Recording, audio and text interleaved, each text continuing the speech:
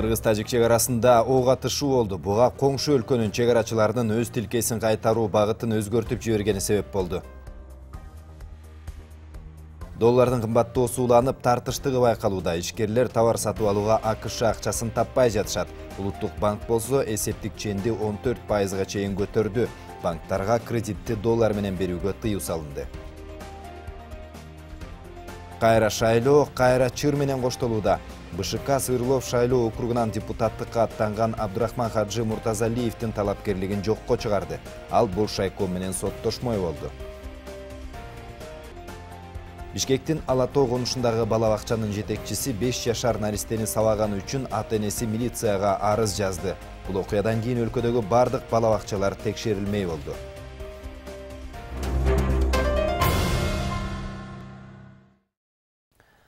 Саламатсыздарбы? НТС телеканалында жаңылыктардын толукталган чыгарылышы, аны мен Мирзат Муканов алып барам. Кыргыз-Тажик чегарасында кайрадан ок атышуу болду. Маалыматты УКМКнын чегара кызматы ырастады. Окуя бүгүн эртең мененки саат 11-лер чамасында Баткен районундагы Теске айылы жактагы Тактала элек тилкеде болгон. Алынган маалыматтар боюнча Тажикстандын чегарачылары кайтаруу боюнча мурдагы багытын өзгөртүп, биздин чегара кызматкерлерин ал жактан кетүүсүн талап кыла башташкан. Аларга башка дагы аскерлер жардамга келип, натыйжада киши көбөйүп, чогулгандар чектен өтүүгө аракет кылышкан.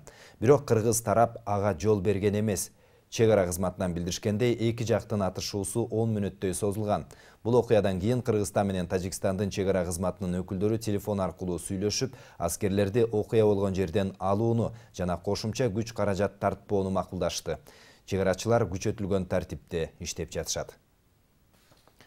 Улуттук банк эсептик ченди 10%дан 14%га чейин жогорулатты. Мындай чечим инфляциялык процесстердин алдын алуу үчүн кабыл алынганы айтылды. Эсептик чендин көтөрүлүшү менен банктар берген насыя менен кошо депозиттердин пайызы жогорулайт дегенди билдирет. Бирок жаңы коюм жаңы алына турган насыяларга гана тийиштүү болот экен. Улуттук банк 10 күндүн ичинде экинчи жолу эсептик ченди көтөрүүдө.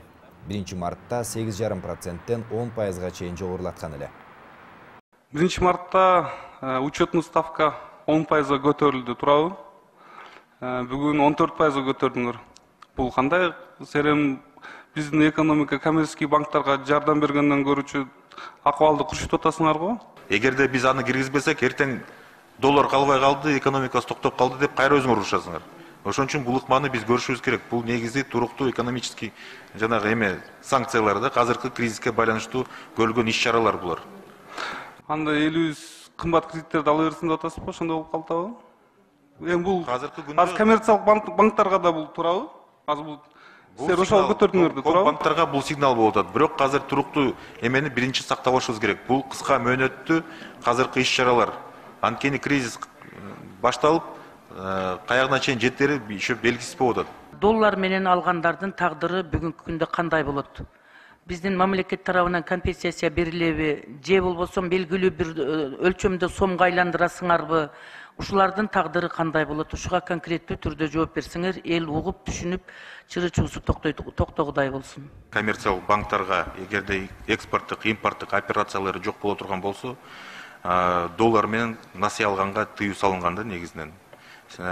Эгерде азыркы тышкы ички жүгүртүүлөрү доллар менен боло турган болсо, аларга кесепети көрүнбөйт. Бирок туруктуу баанын өсүшү болот. Ал негизинен экономиканын өзүнүн жанагы принциптерине дал келе берет. Бирок азыркы күндө жанагы соода жүгүртүүлөргө эмес, өндүрүүчүлөргө алган кредит насыяларын толугу менен конвертациялаганга азыр ошол механизмин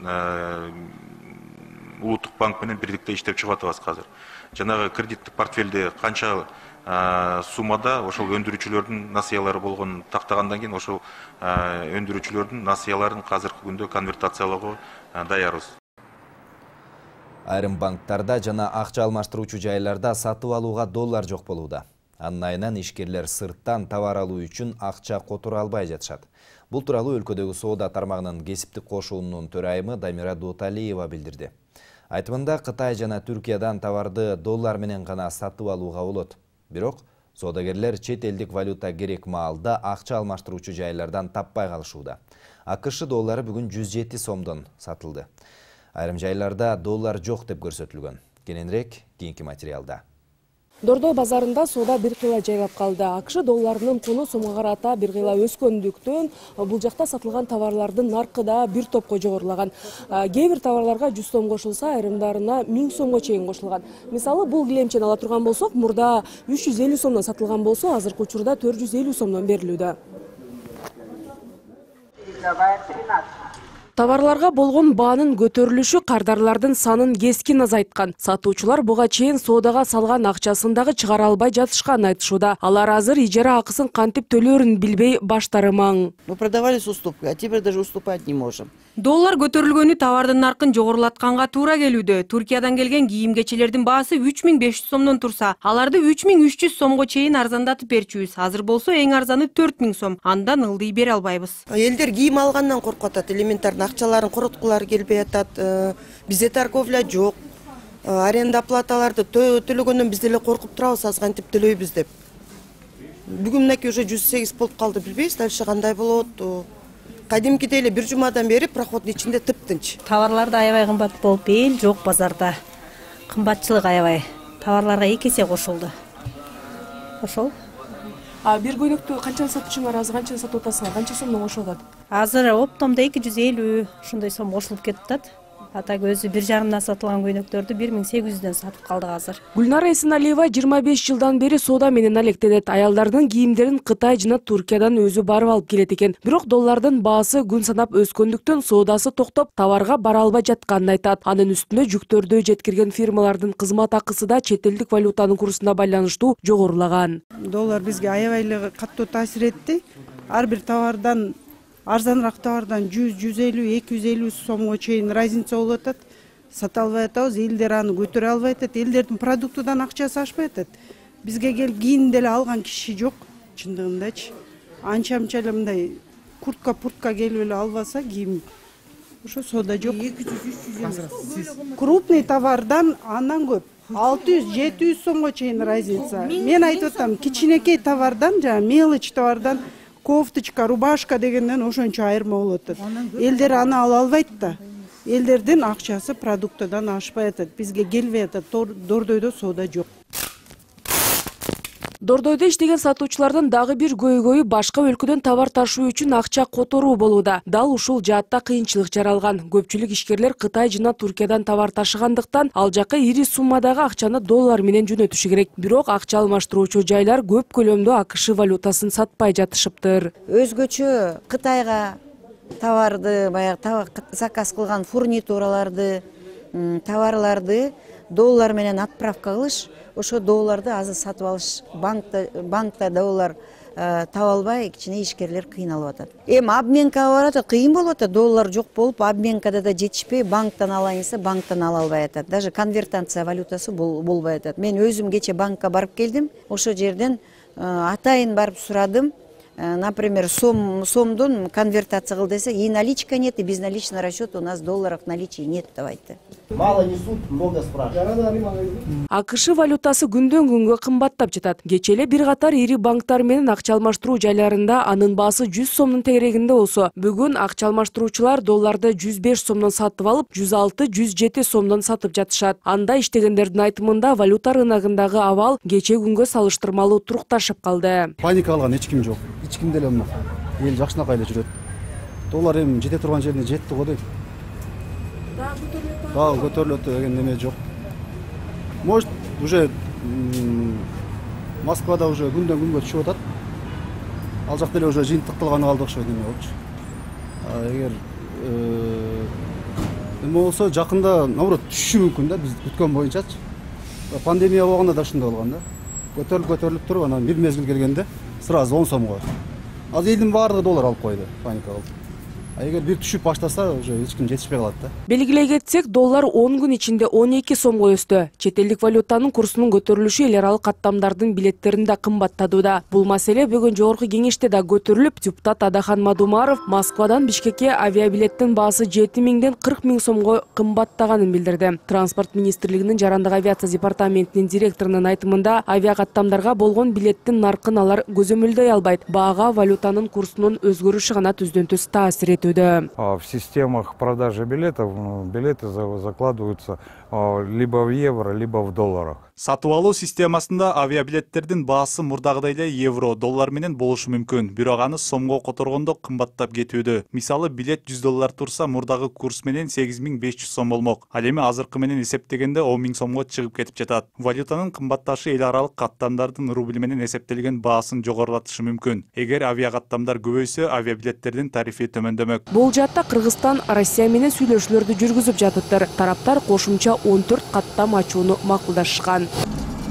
Арха Жаныбекова, Нурбек Жеңишбек уулу, НТС.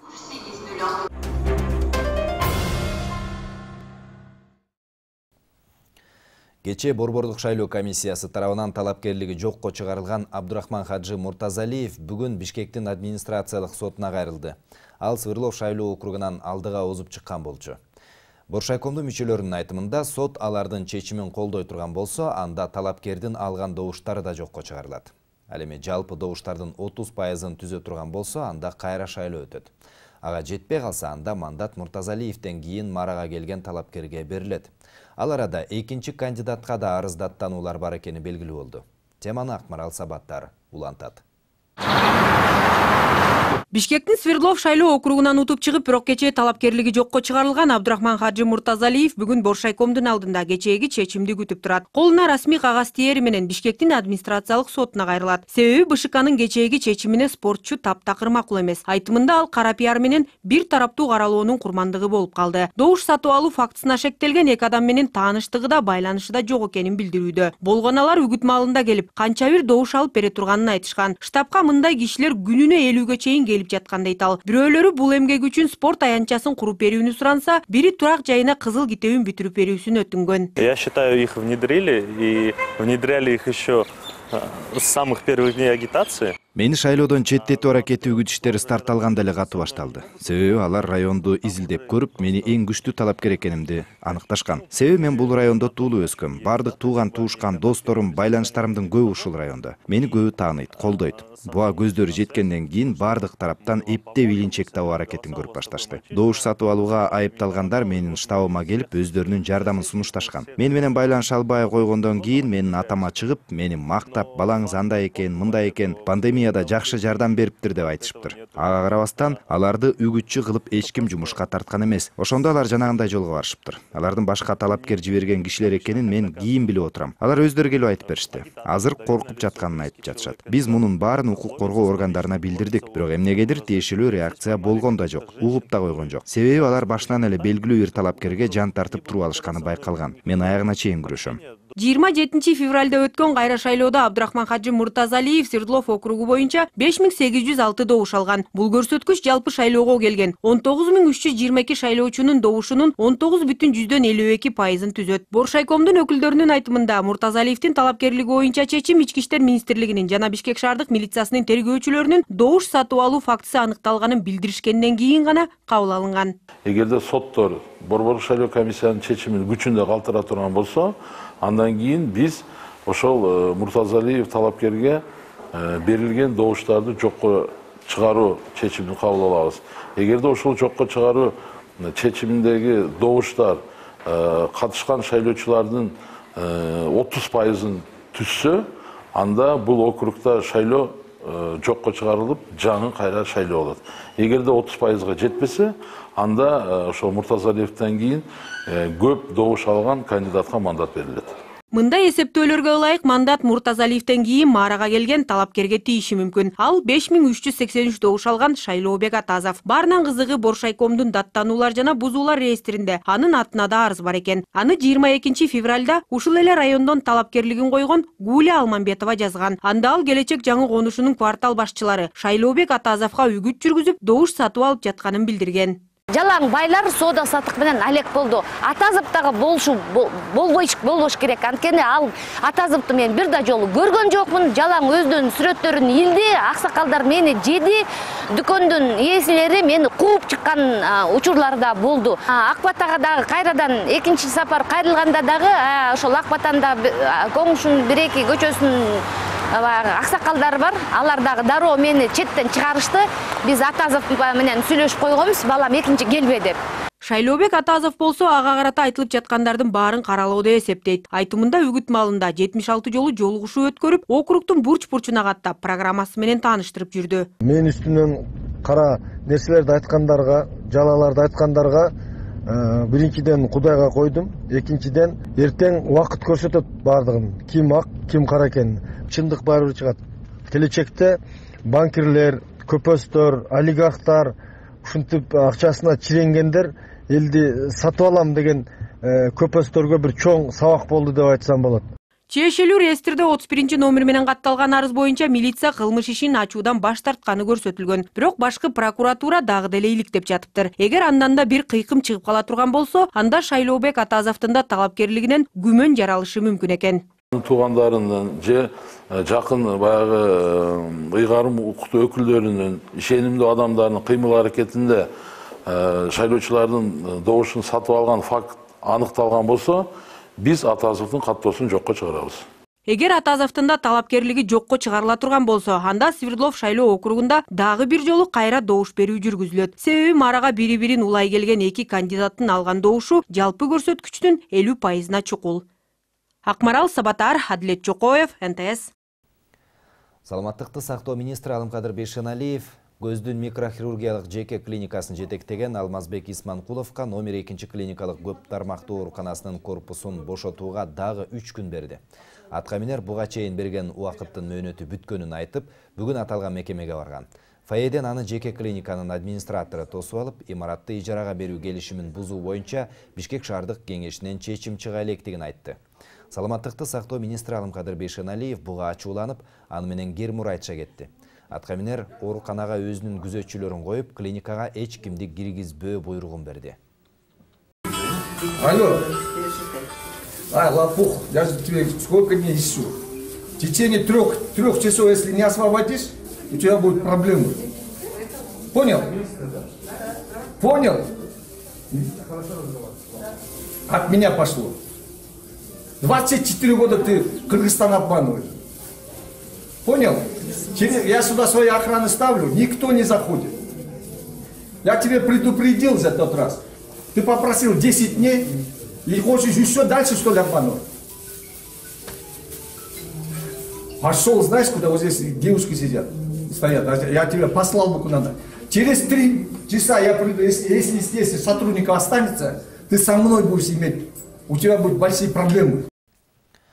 Бишкектеги Алатуу конушунда жайгашкан балабакчанын жетекчиси 4 жаштагы баланы урганы тууралуу келип түшкөн арыз боюнча териштирүү иши жүрүүдө. Октябрь райондук милициясынан билдиришкендей, бөбөктүн денесиндеги жаракаттары боюнча соттук медициналык экспертиза дайындалды. Баланын апасынын айтымында, уулун жеке менчик балабакчанын жетекчиси башка чаап, дааратканага камап коркутуп, кулагы көгөргөнчө бураган. Экинчи тарап анын айткандарын четке кагып, күнөөнү энесине оодарууда. Кененирээк Дүйшөн Шаршенбек автоматериалында. Садикке барганда кулагымдан чыбалды, кайрыды, потом өнжи баштады, чачымды алды, потом төлөпкө кармады, кайрайды, кулагымдан өнжи баштады. 4 жаштагы Айболот 3 мартта Бишкектин Алатоо турак жай комплексиндеги көп кабаттуу үйлөрдүн бириндеги батирлерде иштеп жаткан балабакчада сабалганын айтып берүүдө. Апасы Тахмина Туганбаеванын айтымында, уулу тарбиячысы тарабынан уртокмо калынган. 1 мартта алып бардым. Балам түндө ыйлап келди. Түнү мен ыйлады да, мама барбайм, тиги воспитательница уруп атат деди. Анан ишенген жокмун, эжесине чалдым эртемен, барбайм деп ыйлап атат. Десем эле мен кичине көтөнүнө чап койдум эле деди. Аны айттым, эчтеме эмес анда деп коем. Экинчи күнү барат. Экинчи күнү барганда экисинде кайра дагы ыйлап келди. Түнү менен таңкы 5ке чейин чочуп ыйлап чыктым, мама ушинтип эжеке урду деп. Анан эле бетин карасам, бети көк ала. Эмне болду, куладыңбы десем, жок, эжеке чимчип урду деди. Анан кийин таңгамалга чейин уктаган жокпуз, 5ке чейин эжекесине барып айттым, биз таңгамалга чейин алыштык, чочуп чыкты, барбайм деп, воспитательницам жаман урат деп айтты деп. Анан кийин мен эжекесине барып айттым, ушундай болуп атат, сиз урган турбайсызбы? Десем, жок, ал кулап түштү деп койду. Айболоттун жүрөк кемтик оорусу бар болгондуктан буга чейин апасы аны үйүндө эле карап чоңойтуп жаткан. Уулун балабакчага берүүнү кошуналары сунушташканынан 1 марттан тарта ал жакка ээрчитип бара баштаган. Анан ладно, сизге таштап кете берейин, анда уйкусу келип атат, уктатып коесузбу дедим. 3 күнү. Анан кийин эле саат 1-3-4 чалды. Мен балам менен алышып атам, ыйлап атат, болбой калды. Балаңарды алып кеткиле деп. Негизи саат 6-га чейин болчу. Анан хорошо деп эле 1 мүнөткө жетпей эле чуркап бара калдым. Чуркап барып эле баламды кийинтип эшикке алып чыгып, эшиктин андынан эле кучактап мынтип эркелетейин деп минтсем эле мама деп кулагым деп чыркырап ийди. Шапкасын чечсем эле 2 кулагы көк ала, чекелеринин баары көк ала, бешенеси. Анан 1-2 мүнөт өткөн жок. Кайра эле артка кайрылып эле чуркасам, бала бакчанын ошо биздин домдун эшигинин алдында туруптур. Айсулуу деген эжекеси. Барып эле аны атырылып кыйкырып чуркадым. Эмне кылганыңыз бул десем эле, болду, артты карабай эле качты. Айболот катуу коркуп калгандыктан азырда оозунан наар албай суу гана ичип жатыптыр. Түнү да уйкусу тынч эмес. Чоочуп ойгонуп таң атканча ыйлап чыгат экен. Учурда балага психологдор жардам берүүдө. Тахмина Туганбаева уулу Сабалды деген бала бакчанын жетекчиси менен эч кандай келишим түзгөн эмес.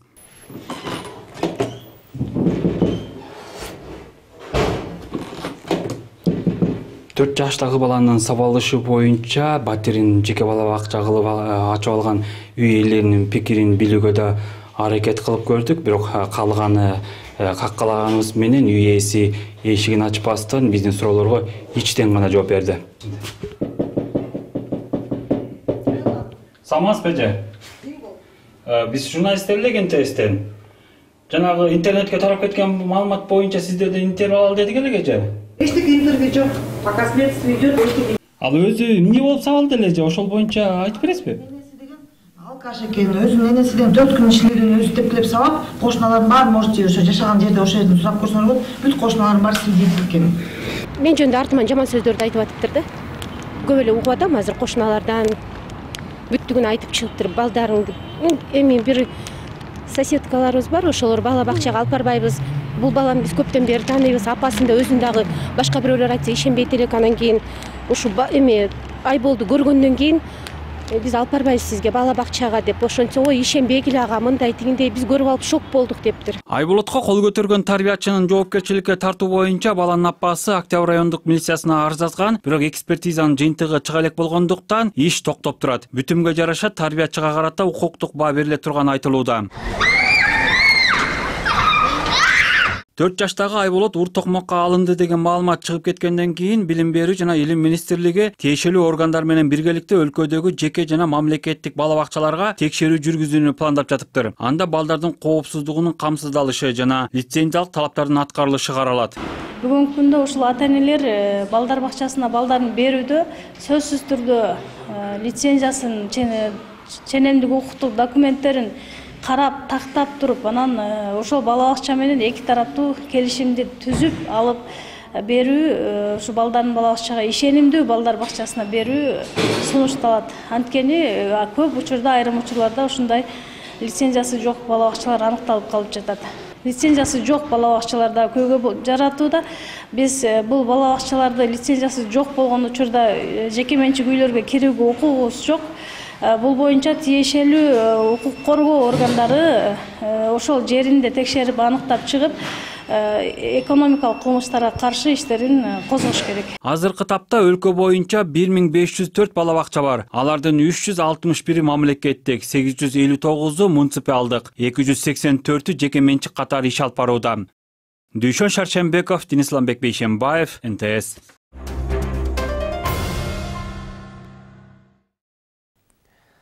Алымдар кеңеши маркумду акыркы сапарга узатууда ысырапкорчулуктун алдын алуу жөнүндө фатва чыгарды. Анда азалуу үйдө алгачкы 3 күн ичинде мал союлуп, келгендерге дасторкон жайылып, тамак аш берилбесин деп жазылган.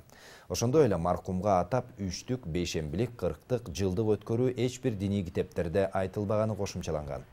Жыртыш таратуу, кийит кийгизүү шариятта жок экени айтылган. Кабырдын үстүнө күмбөз жана башка нерселерди тургузуу ысырапкерчилик экени белгиленген.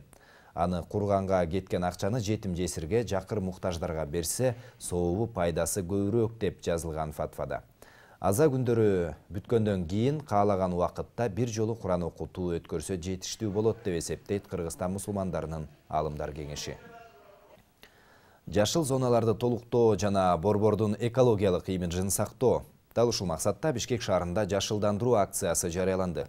Кала тургундары буга өз салымын кошуп, ар бир жаран өз алдынча көчөт отургуза алат. Аларга Бишкек Жашыл Чарба муниципалдык ишканасынын кызматкерлери жардамдашат. Ордо калааны көрктөндүрүү үчүн аталган мекеме быйыл 850 000 даана гүл отургузууну пландап жатат. Бул былтыркыга салыштырмалуу 350 000 аз. Азыр күнөсканаларда гүлдүн канча түрү өстүрүлүп жатат?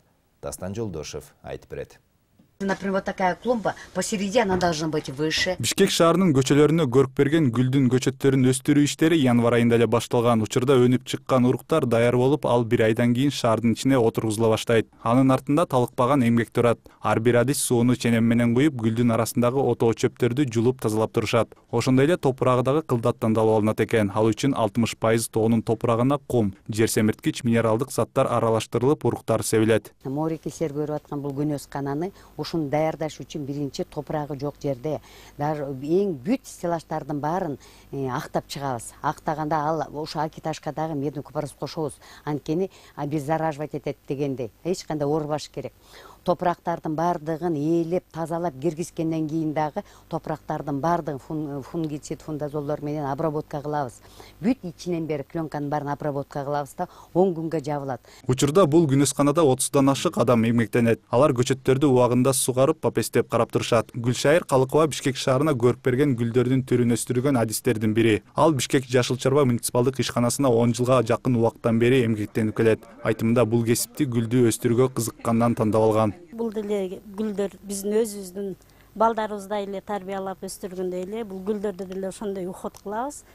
Бул азыр биз алып аткан гүлүбүз бул сальвия, сальвиянын кызыл өңү. Ал монтип неме кылып кыздарга чыгарып беребиз. Кыздар ал жака стаканчык салып уже пикировка кылып атат бул. Бул сальвиянын кызыл өңдөрү. Албетте муну деле биз биринчи топурагын даярдайбыз, уругуну себебиз, суу куябыз, удобрениялар беребиз, дарыларды беребиз дегендей. Ар бир жумуштун өзүнүн түйшүгү болот. Бишкек Жашыл Чарба ишканасынын бул күнөсканасында 1 жылдык гүлдүн тагетис, гиаргин, ценерарий сымал 20га жакын түрү отургузулган. Мисалы сальвия аталышындагы түрү кызыл, ак жана гүлгүн түстө болуп, көрүп берсе, синий аттуу гүл бир нече өң бере алат. Учурда уруктар 5 см болуп өсүп, ар бир көчөт өз-өзүнчө бөлүп отургузулуп жатат. Эми ал бир айдын ичинде дагы 10 см чейин өсүп, бүчүр байлап гүлдөгөнгө даяр болуп калат. Бул күнөсканага гүлдөр отургузулгандан кийин эле дайыма от жагылып турат. Себеби бул жайдын жылуулугу плюс 15 30 градуска чейин болуп, температура дайыма бир калыпта сакталып турушу керек. Эгер андан дагы ашып ысып кете турган болсо, анда күнөскананын үстү ачылып, бөлмө желдетилип турат. Бул жайга отургузулган уруктарын сатып алуу үчүн жыл сайын тендер өткөрүлүп турат. Быйылкы гүлдүн уруктары Голландия менен Америкадан алып келиниптир. Ага шаардык бюджеттен 1 миллион сом бөлүнгөн. Бул уруктардагы ар бир өзүнүн өңү түсү менен айырмаланат, өзүнүн өскөн бою менен айырмаланат. Анткени клумбага түшкөндө баягы дизайн жасайт да, ошо дизайнга жараша боюнун узундугу 15 болот, 10 сантиметрлик болот, ортосуна тиге турган атайын 20-25 сантиметрликтер болот да, ошого жараша гүлдүн түсүнө, өңүнө жараша урук алып берилип, ушул жерге себилди. Белгилей кетсек, быйыл Бишкек шаарына 850 000 гүл отургузуу пландалууда. Бул былтыркы жылга салыштырмалуу 350 000 аз. Бишкек Жашыл Чарба ишканасы 1 жылдык гүлдөрдүн ордуна роза, жогазындарды отургузууну пландап жатат. Ошондой эле сейил бактарга дагы бадал менен тиккендүү бактын түрлөрүн отургузуу иштери каралган. Дастан Жолдошев, Улукбек Абдиев, НТС. Япония өкмөтү Нарын областынын 3 районундагы билим берүү мекемелерине $130 000 жардам көрсөтөт. Каражат грант түрүндө берилет. Ага Кочкор районунун Эпкин айылындагы мектепке эмеректер ашкана жабдууларын алып берүү пландалып жатат. Ошондой эле мектептин терезе каалгалары, чатыры жана от казаны жаңыланат. Ушундай эле эмерек ашкана жабдуулар менен Жумгалдын Башкууганды айылындагы мектеп менен балабакча дагы камсыздалат. Актала районунун Жаңы Талап айылындагы Бөбөктай балабакчасына да ушундай эле жардам көрсөтүлөт. Гранттык колдоо боюнча макулдашууга Япониянын Кыргызстандагы элчиси менен Актала, Жумгал жана Кочкор райондорунун 3 айыл өкмөтүнүн башчылары кол коюшту. Быйыл бизге Кыргызстандагы мектептерге байланыштуу бир топ долбоорлор келген. Бул жолу Нарын областына берүүнү чечтик. Аталган аймактан келген долбоорлордун ичинен биз материалдык жактан эң муктаж болгон мектеп менен балабакчаларды тандап алдык. Жылына 10 долбоорду каржылайбыз, буга чейин 9-ун колдогонбуз. Бүгүнкүчө акыркылары болчу. Материалдык жактан муктаж болгон билим берүү мекемелерине биз мындан арыда жардам берүүнү улантабыз. Бизге берип жаткан каражаттар биздин балдардын ошо окуусуна, жакшы окууга, ошондой эле мектеп жааматына бир жакшы эмгектенүүгө, окууга бир өлгөсүн түзүп берет деген ниеттебиз. Бишкекте Беларусь өлкөсүнөн чыгарылган бут кийимдердин жарманкеси уланууда. Каалагандар 9 марттан 20 мартка чейин Октябрь кинотеатрынын 1-кабатына келип, сапаттуу, ыңгайлуу жана жеткиликтүү баадагы бут кийимдерди сатып алса болот. Кененирээк кийинки материалда. Беларусь өлкөсүнөн чыгарылган бут кийимдер сапаттуу, ыңгайлуу жана жеткиликтүү баасы менен Бишкек шаарынын тургундарын кубантууда. 9 марттан тарта башталган жарманке Октябрь кинотеатрынын 1-кабатында өткөрүлүүдө. Беларусь өндүрүүчүлөрү чыгарган бут кийимди сатып алуу менен сиз сапаттуулукту жана ыңгайлуулукту тандаган болосуз. Бул бут кийим балтыры жоон болгондор, сөөгү чыгып тургандар үчүн атайын тигилген. Жарманкеде эркектер үчүн да, аялдар үчүн да бут кийимдер бар. Эркектердики 49-өлчөмгө чейин болсо, аялдардыкы 44-өлчөмгө чейин бар. Азыркы тапта жарманкеге коюлган кышкы бут кийимдер үчүн арзандатуулар бар. Ушундай туфли болобу, сапожкасы болобу, кышкы болобу, жайкы болобу, аябай удобный бар экен да. Мен өзүм кызыгып ушул жерден кете алгым келбей атат. Урматтуу айымдар, кыз келиндер, колуңардан келсе ушу Октябрь кинотеатрынын ичинде ушундай Белоруссиянын туфлилери, сапожкалары бар экен. Келип өзүңөргө ылайыкташтырып алсаңар болот экен, баасы аябай жакшы экен. Чындыгында эле ортопедиялык бут кийимдерди кийип басканда башкалардай болуп чарчатпайт. Бардык бут кийимдерде чыныгы деген белге коюлган. Бул жасалма эмес дегенди билдирет. Биз Бишкек шаарынын тургундарын жана конокторун Беларусь бут кийимдердин жарманкесинде күтөбүз. Эртең мененки саат 10дон кечки 7ге чейин иштейбиз. Белгилей кетсек, бул жарманке Октябрь кинотеатрында 20 мартка чейин созулат. Дастан Жолдошев, Улукбек Абдиев, НТС. Булгун мына ушундай окуялар менен коштолду. Ушул жана башка маалыматтар НТС Чекит KG сайтына, ошондой эле НТСтин соц тармактардагы расмий баракчаларына дагы жарыяланат. Кайрадан амандыкта көрүшөлү.